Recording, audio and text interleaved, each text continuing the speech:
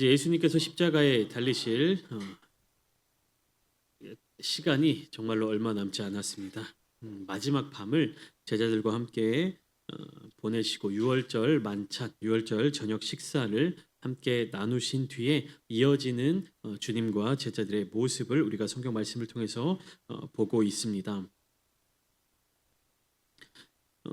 십자가의 사명, 그 사명을 감당하시기 전에 예수님께서 그 스스로 준비하셔야 될 것과 그리고 제자들에게 준비되어야 할 부분들에 대해서 나누는 것이 바로 오늘 본문입니다. 오늘 본문을 통해서 예수님은 이렇게 제자들에게 질문을 하십니다. 내가 너희를 전대와 배낭과 신발도 없이 보내었을 때에 부족한 것이 있더냐? 예수님이 이렇게 질문하세요. 식사를 모두 마치시고 제자들에게 과거의 어떤 일을 질문하시는 것이에요. 내가 너희를 전대와 배낭과 신발도 없이 보내었을 때, 이것은 무엇을 말합니까? 과거에 제자들이 예수님의 파송을 받아서 전도 여행을 떠났던 장면들이 있었습니다. 누가복음 9장에 그 장면이 나오죠. 예수님께서는 12제자를 불러 모으사 모든 귀신을 제어하며 병을 고치는 능력과 권위를 주시며 하나님의 나라를 전파하고 병을 고치도록 보내셨습니다. 이때 여행을 위하여 아무것도 가지지 말라고 말씀하셨고 제자들은 이 말씀을 따라 각 마을에 두루 다니면서 곳곳에 복음을 전하며 병을 고쳤었습니다. 그리고 또 이어서 누가복음 10장에서 70인의 제자들을 또 따로 세우셨습니다. 누가복음 9장에서는 12명의 제자들을 사도들을 보내셨고 누가복음 10장에서는 70인의 제자들을 새롭게 세우셨습니다. 그래서 여기에서도 동일하게 각 동네와 지역으로 둘씩 짝지어 앞서 보내시면서 동일하게 전대나 배낭이나 신발을 가지지 말고 하나님의 사역에 힘쓰도록 명령하셨습니다. 마찬가지로 이 70인의 제자들도 누가복음 10장 17절 말씀과 같이 뭐라고 주님 앞에 나와서 고백하냐면 기뻐하며 돌아와 이르되 주여 주의 이름이면 귀신들도 우리에게 항복하도이다라고 그 전도 여행의 열매, 그 성과에 대해서 주님께 고백하였습니다. 이어서 예수님은 그 제자들을 향하여서 복음의 중요성에 대해서 말씀하시고 오늘 본문으로 다시금 돌아와서 누가복음 22장을 보시면 제자들로 하여금 그 과거의 사건들, 과거에 파송받았을 때의 모습을 생각나도록 하시는 거예요. 너희가 이전에 그렇게 전도 여행을 떠났을 때 아무것도 갖지 않고 아무것도 가지지 않고 출발했지만 너희에게 부족한 것이 있었느냐 이렇게 물어보십니다. 근데 제자들이 뭐라고 대답하죠? 부족한 것이 없었습니다라고 대답을 했습니다. 근데 이어서 오늘 본문 36절과 37절을 보시면 예수님은요 제자들에게 이제는 다르다, 다른 것을 명령하시는 거예요. 이제는 전대 있는 자는 가질 것이요 배낭도 그리하고 검 없는 자는 어떻게 하라고요? 겉옷을 팔아 검을 사야 한다 이렇게 말씀하고 계십니다.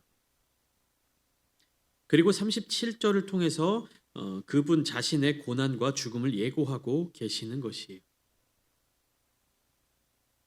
36절 말씀을 단순하게 본다면 예수님께서 이전에 하셨던 말씀을 번복하는 내용처럼 보입니다. 이전에는 어떻게 하셨어요? 아무것도 가지지 말고 복음을 증거하는 일을 위하여서 너희가 떠나라. 그곳에서 너희가 부족할 것이 없다.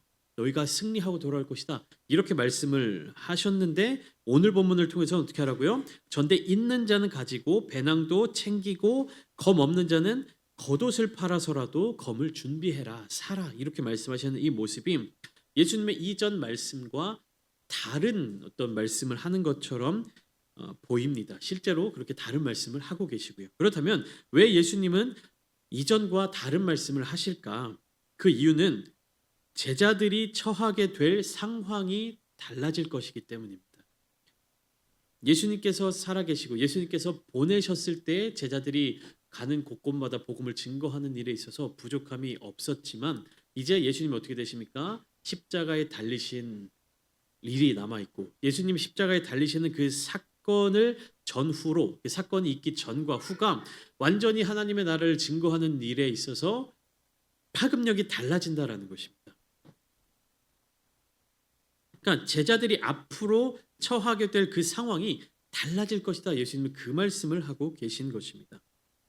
그렇기 때문에 이전에는 전대와 배낭과 신발을 챙기지 않고 떠나도 괜찮았지만 이제는 챙겨야 한다. 준비를 철저하게 하고 떠나야 한다라는 것을 말씀하고 계시는 것입니다. 예수님의 십자가 사건 이후에는요. 준비되지 않은 자들은 하나님 나라의 복음을 증거할 수도 없게 되는 것이요. 그 능력을 발휘하고 하나님의 정말 그 귀한 하나님의 나라를 전할 때 준비된 자들, 정말로 하나님의 나라를 경험하고 하나님의 나라를 소망하고 예수님의 말씀에 순종하는 자들이 그 복음을 전해야 한다는 사실을 예수님은 알려주고 계시는 것입니다. 그리고 또 이 말씀은요. 상징적인 의미도 포함되어 있어요. 예수님께서 비유의 말씀으로 제자들을 가르치셨듯이 이 말씀도 그 비유와 상징적인 의미로 해석해야 되는 부분도 있습니다. 어떤 부분이냐? 36절 후반부에 검 없는 자는 겉옷을 팔아 살지어다라는 부분이에요. 예수님은 제자들을 향하여서 검을 준비하라라고 말씀하시는 거예요. 예수님이 제자들을 향해서 이 검이나 칼에 대해서 말씀하실 때는 항상 상징적인 의미로 말씀을 하셨습니다. 그 상징적인 뜻을 담아서 예수님은 제자들에게 그렇게 말씀하셨어요. 마태복음 10장 34절의 말씀 속에서는 70인의 제자들을 파송하시고 난 이후에 뭐라고 말씀하셨냐면 내가 세상에 화평을 주러 온 줄로 생각하지 말라 화평이 아니요 검을 주러 왔노라 이렇게 말씀하셨어요. 여기서 말씀하시는 검의 의미는 무엇입니까? 상황과 환경을 뛰어넘어 자기 십자가를 지고 주님만을 따르라는 의미입니다.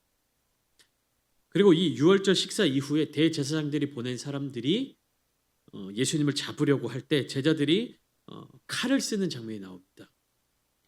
이때도 예수님은 칼을 칼집에 꽂으라고 하시며 칼을 가지는 자는 다 칼로 망할 것이다 이렇게 말씀하셨어요.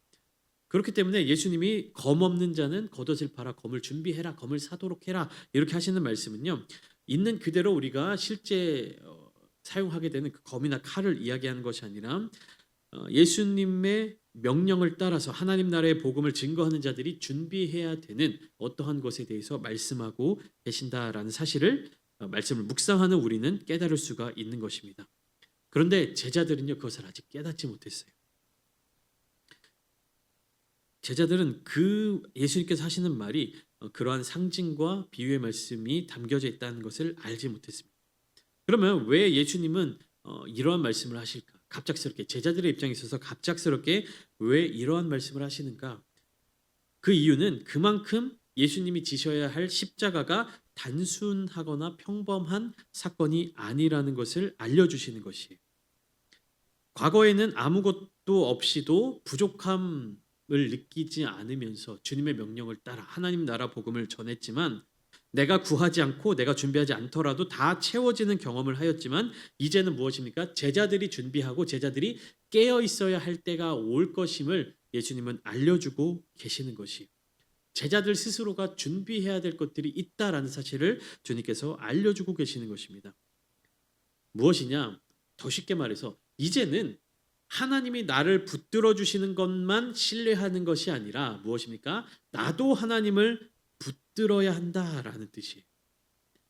이전에는 예수님의 명령을 따라서 주님 말씀에 순종함으로 말미암아 하나님이 인도하시는 대로 갔다면 그 일들이 다 이루어졌지만 이제는 어떻게 해야 되냐? 하나님이 명령하시는 그 일대로 순종함으로 가지만 나 또한 하나님을 전적으로 찾고 하나님을 붙들어야 한다는 것을 의미하는 겁니다. 조금 더 성장한, 조금 더 앞으로 전진하는 그런 믿음을 요구하시는 거지. 이전의 믿음은 무엇입니까? 주님의 말씀을 듣고 주님의 말씀에 순종하기만 하면 잘 듣고 따라가기만 하면 일이 이루어졌지만 이제는 주님께서 불러주시는 음성, 주님께서 가라고 하시는 그 명령, 그것 외에 무엇입니까? 내가 먼저 하나님을 찾고 내가 먼저 하나님을 구하고 하나님의 뜻이 무엇인지를 계속해서 고민해야 한다는 것입니다. 즉 기도해야 한다는 것이. 예수님께서는 이제 어떤 길을 걸어가십니까? 고난의 길을 걸어가셔야 되고 십자가의 길을 걸으셔야만 했습니다. 당연히 예수님을 따르는 제자들의 길 또한 이제 어떤 길로 바뀌게 되는 거예요? 고난의 길과 십자가의 길로 바뀌게 되는 것입니다. 그렇기 때문에 예수님은요 제자들에게 그렇게 명령하고 계시는 것이요. 그러나 고난에만 주목하거나 고통에만 신음해서는 안 됩니다. 예수님께서 걸어가시는 그 길의 끝에는 승리가 기다리고 있기 때문입니다. 구약의 예언이 이루어질 때 결과뿐만 아니라 그 과정이 하나님의 계획 아래에서 진행되어 갈 때 최후의 승리가 더욱 아름답게 펼쳐지는 것입니다. 그러니까 무엇이에요? 하나님께서 우리를 향해서 계획해 두신 그 결말만을 깨닫고 그 결말만을 바라보면서 가는 것이 아니라 그 결말까지 다다르는 그 과정을 무엇을 구하면서 하나님의 뜻을 구하면서 가야 한다는 것입니다. 출애굽기에서 이스라엘 자손들을 향한 하나님의 마음이 무엇이었습니까? 그냥 애굽에서 딱 탈출해서 가나안 땅으로 바로 직진해서 들어가는 것을 하나님이 원하신 것이 아니었어요. 그렇게 물론 들어갈 수도 있었지만 아직 이스라엘 자손들은 준비가 되지 않았습니다. 무슨 준비가? 하나님의 거룩한 백성으로서의 자세가 준비가 되지 않았어요. 그래서 하나님은 그 40년의 광야 생활 동안 이스라엘 백성들과 함께 하시고 그들을 인도해 주시고 그들이 하나님의 뜻을 구하며 하나님의 명령을 순종하며 율법에 충실한 삶을 살아내는 거룩한 백성들로서 거듭날 수 있는 그 시간들을 함께 해 주셨던 것입니다. 결과만을 바라보며 가는 것은요, 그리스도인들이 아니에요. 하나님을 의지하는 하나님의 백성들이 아닙니다. 하나님은 우리에게 복을 주시고 우리에게 은혜를 주시고 우리에게 좋은 것들을 부어 주시지만 그것만을 바라보면서 살아가도록 말씀하지 않으셨습니다. 하나님은 우리에게 그러한 은혜를 베풀어 주시고 또한 은사를 부어 주시고 우리에게 복을 내려 주실 때는요, 반드시 그것을 이루어가는 과정을 거치게 만들어 갑니다. 요셉이 애굽 땅의 총리가 될 때도요, 그냥 뿅 하고 나타났어요. 짠 하고 총리가 되지 않았어요. 하나님의 동행하심, 하나님의 인도하심, 하나님께서 함께 하심으로 형통하게 하는 그러한 삶의 자리 속에 모든 순간들을 거쳐서 하나님이 귀하게 쓰시는 자리까지 올려주셨다라는 것입니다. 사랑하는 성도 여러분, 우리가 지금 처해져 있는 현실, 우리가 지금 겪어내고 있는 이러한 상황들, 때로는 하나님께서 우리와 함께 계시지 않는 것처럼 느껴지는 그러한 순간들이 있을지라도 그 모든 것들이 과정으로 지나감으로 어디까지 연결되어야 하는 겁니까? 하나님의 최종적인 인도하심, 하나님 나라의 그 은혜를 누릴 수 있는 그 길까지 우리를 인도하여 주시고 우리보다 먼저 가서 그 길을 예비하여 주시고 또한 함께 동행하여 주신다는 그 사실을 믿음으로 나아가셔야 되는 겁니다. 여러분, 상황과 환경에 흔들리지 마십시오. 상황과 환경으로 말미암아 우리의 믿음이 올라가고 내려가고 높아지고 낮아지고 좋아지고 나빠지고 이렇게 변해서는 안 되는 것입니다. 그런 모든 것들이 다 하나님의 뜻을 향한 우리의 과정인 것이에요. 반드시 기억하십시오. 하나님은요, 좋은 결과만을 우리들에게 주시지 않으세요. 반드시 그 과정을 지나서 겪어서 거쳐서 하나님의 은혜를 누리도록 만들어 주신다는 것입니다. 그래서 우리는요, 우리의 삶의 모습마다 하나님께서 예비해 두시고 하나님께서 마련해 주신 아름다운 과정임을 고백하며 나아가야 되는 것입니다. 우리가 천국을 바라보며 천국을 소망하며 이 땅에서의 삶을 살아가지만 천국만 바라보고 살아가서는 안 된다는 것이 바로 이런 의미입니다. 하나님은요, 우리에게 천국을 선물로 주셨고 우리와 함께 그 천국에서 소망을 두고 우리가 그렇게 살아갈 수 있도록 은혜를 베풀어 주셨지만 뿅 하고 천국으로 나아간 것이 아니죠. 이 땅에서의 이 십자가의 길, 하나님의 백성이 걸어야 할 그 길을 함께 걷고 그 마지막에 하나님의 나라로 들어올 수 있도록 그렇게 길을 예배해 두시고 마련해 두고 계시는 것입니다. 그러니까 과정을요, 여러분, 외면하지 마세요. 과정을 생략하지 마십시오. 그 과정 가운데 우리를 향한 하나님의 그 뜻과 은혜를 반드시 구하고 반드시 찾으셔야 합니다. 그런 과정들을 내가 겪어내지 않고 그런 과정들을 내가 거쳐내지 않고 그저 하나님께서 주실 은혜, 하나님께서 주실 복, 이거 빨리 이 상황을 벗어나게 해달라고, 빨리 이 상황을 해결해달라고 그러한 기도만 하시는 것이 아니라 그 과정 속에서 하나님께서 나에게 어떤 역사를 하고 하나님께서 나에게 어떠한 말씀을 주고 계시는지를 반드시 기억하는 우리 모두가 되기를 소망합니다. 왜 그래야 하느냐?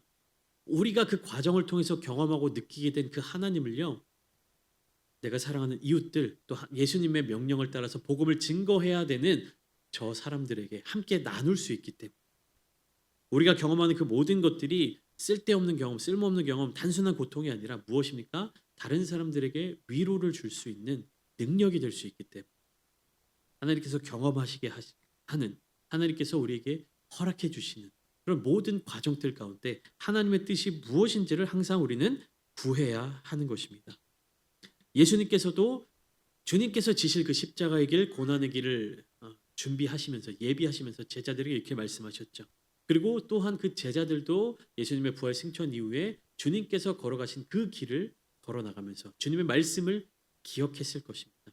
그리고 제자들 또한 많은 이들에게 하나님 나라의 복음을 전하며 또 그 제자의 제자들에게 또 그 제자의 제자의 제자들에게 바로 이 하나님의 뜻 예수 그리스도의 사명이 전달되도록 하는 역할들을 감당한 것입니다. 그러한 예수 그리스도의 사명, 그 예수님의 마음이 전해져서 오늘날 이 시간 여기에 모인 우리들에게까지 온 것이 바로 그 주님의 사랑, 바로 그 주님의 은혜가, 바로 그 주님의 십자가가 살아서 우리의 삶의 자리 가운데로 와야 되는 것입니다. 그냥 성경 속에만 담겨져 있는 어떤 누군가의 설교 말씀 속에만 담겨져 있는 누군가의 어떤 메시지 속에만 담겨져 있는 그 십자가가 아니라 삶을 통하여 제자들을 통하여서 교회를 통하여서 그 역사 가운데 살아서 오늘날 나에게까지 다가온 그 십자가를 붙드셔야 합니다. 주님께서 지신 그 십자가는요 오늘날에도 살아있는 십자가입니다. 주님께서 죽으셨지만 주님의 생명을 내어주셨지만 그 십자가는요 생명을 가진 십자가입니다. 영원한 생명을 가진 십자가가 오늘날 우리 마음속에 다가온 것입니다. 39절부터 46절까지 말씀은 예수님께서 제자들에게 그 말씀을 하신 이후에 기도하시는 장면이 담겨져 있습니다. 39절을 보면 예수께서 나가사 습관을 따라 감람산에 가심에 제자들도 따라갔다라고 기록되어 있습니다. 주님은요 습관을 따라 감람산에 가셨습니다. 무엇을 하시기 위해 가셨습니까? 기도하시기 위해 가셨습니다. 제자들은 예수님을 따라갔습니다. 제자들은 무엇을 위해 그곳에 갔습니까? 제자들은 기도하기 위하여 감람산으로 간 것이 아니었습니다. 같은 장소 그리고 같은 공간에 같은 시간에 머물러 있지만 서로 다른 모습, 서로 다른 상황으로 나아가고 있었던 것이에요. 예수님은 감람산에 가신 이유가 기도하시기 위해서였지만 제자들은 감람산에 간 이유가 무엇입니까? 예수님이 가셨으니까 따라간 거예요. 예수님은 그곳에서 어떤 기도를 하셨습니까? 자신을 위한 기도를 하지 않으셨습니다. 제자들에게 명령하셨듯이 유혹에 빠지지 않게 기도하는 그러한 기도를 하셨고 궁극적으로 하나님의 뜻을 구하는 기도를 하셨습니다. 여러분, 예수님은 기도하기 위해 감람산에 가셨다라고 말씀드렸죠. 우리도요, 이 신앙생활을 하면서요, 주님을 바라봐야 합니다. 사람을 보면 안 돼요. 어떤 사람의 말, 목회자의 설교, 어떤 교회 공동체 안에 본받을 만한 어떤 사람들, 그 사람들을 사랑하고 사람을 좋아하고 사람을 존경하고 그 사람을 따르는 것은요, 굉장히 위험한 일입니다. 그러니까 주님의 은혜 가운데 주님의 사랑 안에서 서로 교제하고 사랑하고 서로 섬기며 봉사하는 것은 굉장히 아름다운 일이지만 내가 교회를 나오는 이유, 내가 신앙생활을 하는 이유가 어떤 사람이라고 하는 그 개인을 향해 있어서는 안 된다는 것입니다. 제자들도 주님을 따라서 감람산에 갔어요. 근데 그들은 무엇입니까? 그냥 주님을 따라갔기 때문에 기도하지 않았습니다. 예수님은 하나님을 바라보셨어요. 하나님이 예수님께 주시는 그 사명을 계속해서 붙들기 위해서 하나님을 바라보셨습니다. 근데 제자들은요 예수님을 바라봤지만 이 바라봤다라는 것은 예수님을 주목하고 예수님의 뜻을 구하고 이런 것이 아니라 그냥 예수님을 맹목적으로 쫓아다녔던 것이에요. 그러니까 어떤 모습을 보입니까? 41절부터 예수님이 기도하시는 모습이 나와요. 어떻게 합니까? 그들을 떠나 돌 던질 만큼 가서 무릎을 꿇고 기도하셨다. 이렇게 하시는데 제자들은 무엇을 하고 있습니까? 제자들은 자고 있었어요.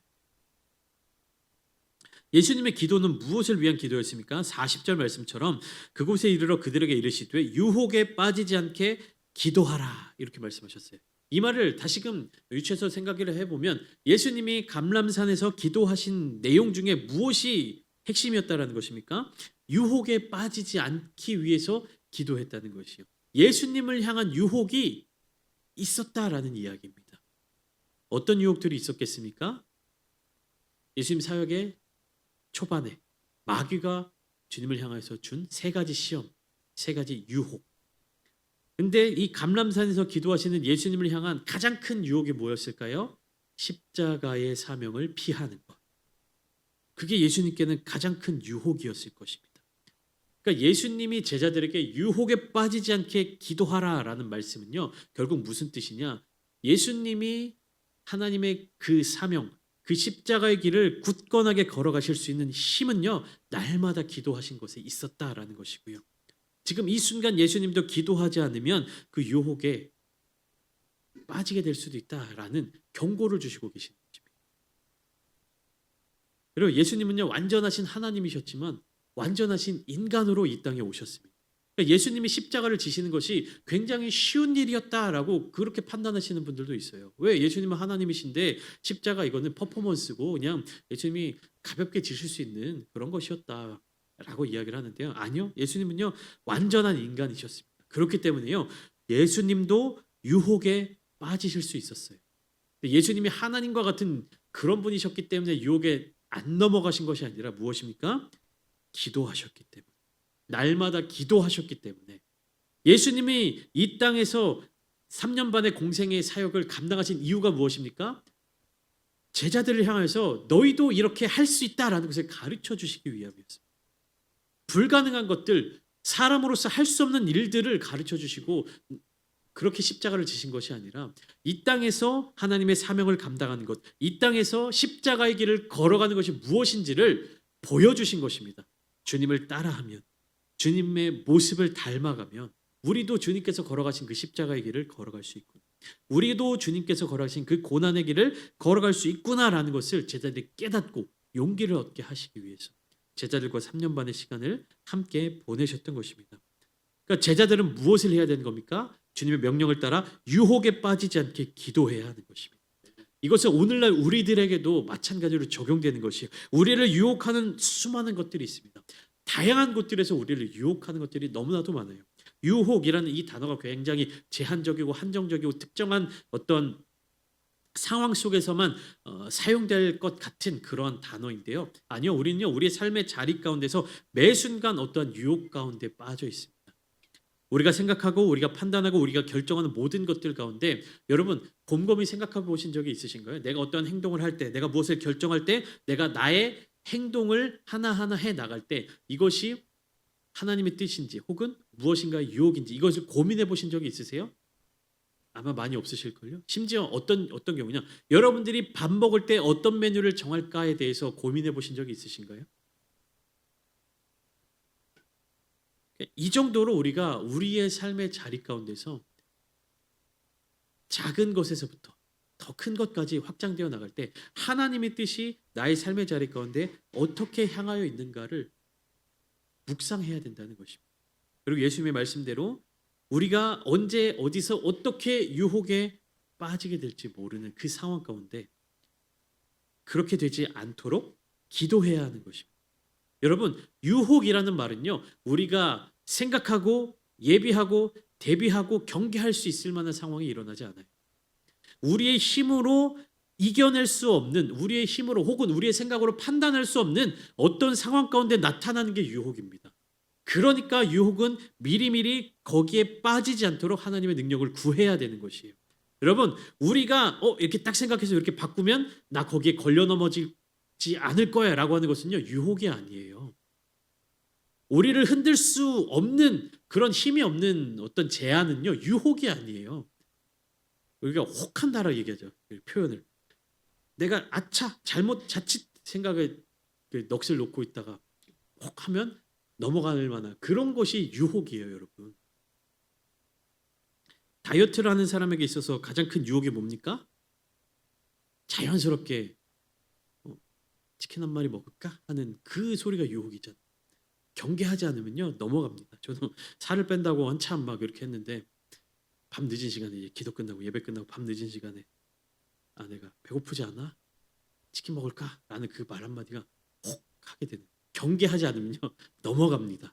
마음에 딱 내가 이제 기도도 하고 뜨겁게 기도도 하고 열심히 예배도 드리고 배가 좀 허해질 거야라는 어떤 그 경계하지 않으면요 자주 넘어갑니다.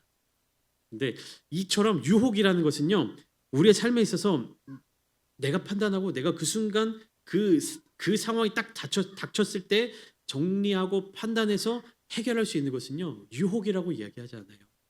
그렇기 때문에 여러분 유혹에 빠지지 않게 기도하라는 것은요 우리의 삶의 주권을 하나님께 두고 하나님께서 우리의 삶을 이끌어 가시도록 맡겨드리는 것이 유혹에 빠지지 않기 위해 하는 기도입니다. 41절 말씀 한번 보시면 예수님은 그렇게 말씀하시고 그들을 떠나 돌 던질 만큼 가서 무릎을 꿇고 기도하셨다라고 성경에 기록하고 있습니다. 그러니까 돌 던질 만큼의 거리라는 것은 무슨 뜻을 이야기합니까? 예수님께서 기도하시는 모습이 보인다라는 것이고 예수님께서 기도하시는 소리가 들린다라는 거예요. 예수님 모습을 보고 예수님께서 기도하시는 그 기도의 소리를 들을 수 있는 정도의 거리다라는 의미입니다. 예수님은 어떤 기도를 하셨습니까? 아버지의 뜻을 이루어가는 기도를 했습니다. 이것은 하나님 나라의 궁극적인 완성을 소망하는 일이었습니다. 예수님에게 있어서 가장 큰 유혹은 이 잔을 내가 마시지 않는 것, 이 십자가의 사명을 피하는 것. 그러나 예수님의 기도는 어떤 기도였습니까? 내 원대로 마셨고 아버지의 원대로 되기를 원하나이다. 그 원함을 우리도 가져야 합니다. 예수님의 기도는 주님 그 자신에게 있어서는 큰 고뇌를 담고 있는 기도였지만 하나님의 관점에서는 아름답고 귀한 기도였습니다. 본이 되는 기도였습니다. 주님의 이 기도를 위하여 천사가 하늘로부터 나타나 힘을 더하여 주기까지 했습니다. 근데 44절 보시면 예수께서 힘쓰고 애써 더욱 간절히 기도하셨다. 그래서 땀이 땅에 떨어지는 핏방울 같이 되더라라고 이야기합니다. 여러분 기도를 돕는 자, 기도의 동역자, 기도의 헬퍼가 있다는 사실은요. 내가 기도를 좀 덜 해도 된다는 의미가 아닙니다. 주님은요. 기도를 돕는 그 손길을 통하여서 땀이 핏방울이 될 정도로 애써 더욱 기도하셨습니다. 우리가 함께 모여서 합심으로 기도하는 이유가 무엇입니까? 합력하여 함께 기도하는 이유가 무엇입니까? 교회가 교회될 수 있는 능력이 어디에서 나옵니까? 서로가 서로를 위해서 서로가 하나님의 뜻을 위해서 함께 기도하는 거기에서 능력이 나타나는 것입니다. 거기에서 교회의 능력이 나타나는 것입니다. 하나님의 뜻을 이루어가는 기도가 이 교회에 가득 넘쳐야 하는 것입니다. 나만을 위한 기도가 넘쳐나는 곳이 아니라 합심하여 하나님의 뜻을 구하는 기도의 소리가 넘쳐날 때 그 교회에 능력이 있는 것입니다. 목사님이 기도하시니까, 장로님이 기도하시니까, 권사님, 집사님이 기도하시니까, 열심히 기도하시는 분들이 계시니까 나는 좀 쉬엄쉬엄해도 괜찮겠지. 이게 아니라 더욱 열심을 가지고 기도의 자리 가운데 나오시고 더욱 열심을 가지고 기도에 힘쓰시고 하나님의 뜻을 구하는 교회가 되어야 하는 것입니다. 누가복음의 저자에 의하면 제자들은 슬픔으로 인하여 잠들어 있었습니다. 피곤해서 잠들었을 수도 있겠지만 이 누가복음의 저자는요. 슬픔으로 인해서 잠들었다라고 기록하고 있어요. 그러니까 단순한 게으름이나 피곤한 때문만은 아니었습니다. 그러나 제자라고 하는 자들은요. 슬픔을 이겨내고 기도해야 합니다. 슬픔으로 잠들어 있어서는 안 됩니다. 잠들게 되면 어떻게 되는 거예요? 시험에 빠지게 되는 것입니다. 사랑하는 성도 여러분, 우리는 이 시대를 살아가면서 특별히 나라와 민족을 위해서 기도해야 합니다. 왜 그렇습니까? 하나님의 뜻이 이 땅에서 이루어지도록 간구해야 되는 것이 우리의 사명이기 때문입니다. 이 나라의 민족이 더 잘 살게 돼서 그 잘 사는 환경 속에서 내가 무엇인가를 누리기 위해서 그래서 나라와 민족을 위해서 기도하라는 것이 아닙니다. 하나님의 뜻이 이 땅 가운데 이루어질 수 있도록 우리가 기도의 터전을 다져놓아야 하는 것입니다. 당장 내가 고통스러운 것을 피하기 위해서, 당장 내가 힘든 것을 피하기 위해서, 당장 내가 무엇인가 더 좋은 환경에서 살기 위해서 이 나라, 이 민족을 위해 기도하라는 것이 아닙니다. 여기에서 있는 나라, 이 나라라는 의미는요. 하나님의 나라가 이 땅 가운데 임하는 하나님의 나라를 꿈꾸는 그 마음, 그 소망이 담겨져 있는 것입니다. 나만을 위한 기도를 하지 말자라는 의미가 담겨져 있는 것입니다. 우리에게 주어진 사명을 감당하는 기도를 하자라는 말씀입니다. 마지막으로 예수님은 한 번 더 반복하시죠. 어찌하여 자느냐, 시험에 들지 않게 일어나 기도하라. 오늘 이 시간 함께 기도하실 때 교회를 위해서 또 우리 사랑하는 성도님들을 위해서 더 나아가 이 지역 사회와 또 나라와 민족 또 전 세계의 여러 가지 아픔, 하나님의 뜻이 닿지 않는 것처럼 보이는, 하나님의 그 마음이 닿지 않는 것처럼 보이는 그 곳을 위해서 함께 기도하기를 원합니다. 나만을 바라보는 것이 기독교가 아닙니다. 나만을 바라보는 사람이 그리스도인이 아닙니다. 하나님의 시선으로 세상을 바라볼 때, 하나님의 시선으로 이 땅의 나라를 바라볼 때, 하나님의 시선으로 이웃들을 바라볼 때, 그 마음이 우리 가운데 하나님의 마음으로 내려오게 된 줄 믿습니다. 함께 기도하실 때 하나님의 뜻을 구하는 기도, 하나님의 뜻을 구하는 교회, 하나님의 뜻이 이곳에 이루어지도록 간구하는 우리 모든 성도님들 되시기를 주님의 이름으로 축원합니다.